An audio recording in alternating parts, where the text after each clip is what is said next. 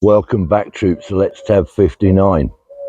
At last, we're getting a little bit of summer. And I hope everyone's well. If you're new to the channel, or you've watched me before but you haven't subscribed, please consider it. I'm not saying do it, I'm just saying consider it. So, what am I doing today? Well, as you can see, I'm still at the house. I'm just setting off. It's a beautiful morning. And I thought I'd go out for a nice, steady tab just around the village. And we'll have a chat about kit. When I say kit, massive subject, what I'm talking about is how many of you veterans or serving soldiers still, because I'd like to ask you guys as well, back in the 70s, 80s and 90s mainly for me, we just never seemed to have the right kit.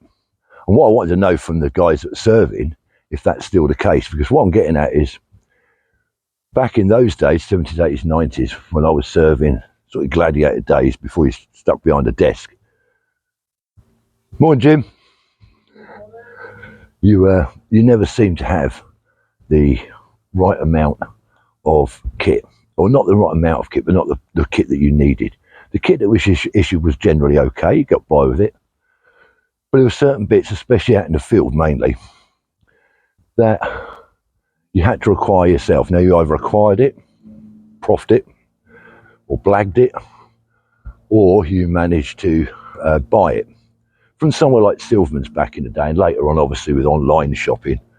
I mean, it's like later on, you could buy the kit, but most garrison towns, most places had an HM Forces shop, a store, a surplus store, somewhere in the town nearby, and you could go down and buy extra bungees or stuff like that, kit that sometimes you couldn't get.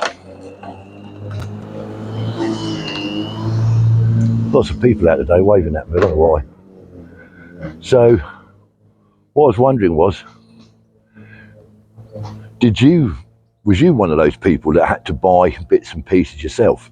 I mean, most of us, right? Most of us were fed up with Hexi. Yeah, Hexi burners worked great in the field. I mean, they're banned now, apparently. But back in the day, that's the only sort of issue cooking system you got. So everyone went out and bought their own little Calagas burner or petrol burners, storm stoves, etc., just to make life a bit easier getting a brew on and cooking your food out in the field. Like I say, Hexi, very messy.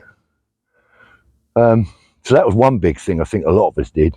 Early days, I think I spoke about it before, when they didn't issue proper waterproofs, you just got a poncho. Most people, when they could, got hold of DPM waterproofs from surplus shops or whatever. But all this kit should have been issued. Of course, you got the other extreme. We'd buy the bits we needed just to get by in the field, just to make life a bit more comfortable. But at the other extreme, you had that soldier that you all probably knew in your unit, who was a bit of a kit monster. And they would have all the gear and no idea. There's always one of them in every unit. You've always got one guy. I remember seeing a guy out in Germany, one of our clerks, didn't normally deploy in the field with us, but for this occasion he had to. And he knew he was going to deploy to the field, and beforehand he'd gone out and bought all this stuff. I mean, he must have spent a fortune. He come with he looked like Rambo. He had the knife with a compass on the end, and you could unscrew the compass. Inside the handle of the knife was, I don't know, a sewing kit or something, you know. He got all this stuff that he didn't have. All the gear, no idea. There's always a kit monster like that. I remember seeing an officer once, a young lieutenant, was out in Germany again, DPM barber jacket on. What was that all about? A DPM barber jacket, and he'd got himself an umbrella and he'd sprayed it, sort of DPM, sort of camouflage sprayed this umbrella. And there he was, bimbling around out in the Ulu with this DPM umbrella and his DPM barber jacket. I mean, what a sight that was. Another officer, I think he came to us from the cavalry for some reason, and I noticed it was in camp actually. I went into his office for something, and hanging up in his office, he got his combat smock, and he'd had it lined with red silk. I kid you not. And I said, "What's that all about, sir?" Oh yes, he said, I've had it lined by my tailor in London. And how posh is that? A red silk lined combat jacket. That's cavalry officers for you. They like that sort of stuff.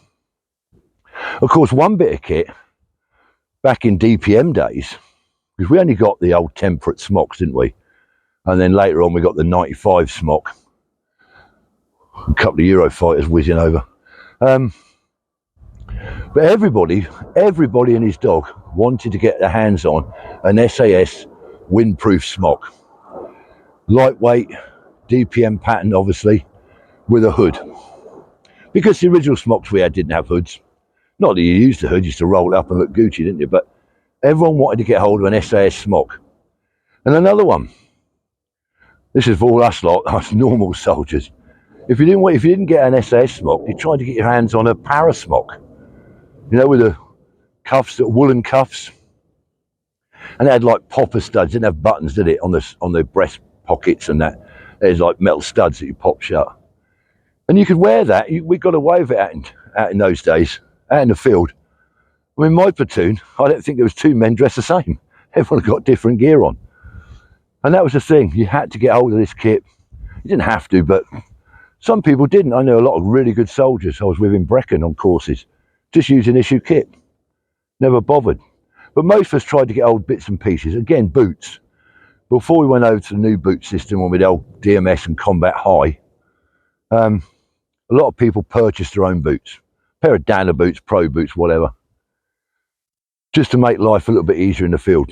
But we must have spent an absolute fortune. And I bet there's some people surplus people that run these surplus shops must have made a fortune off the squaddies. But there it is.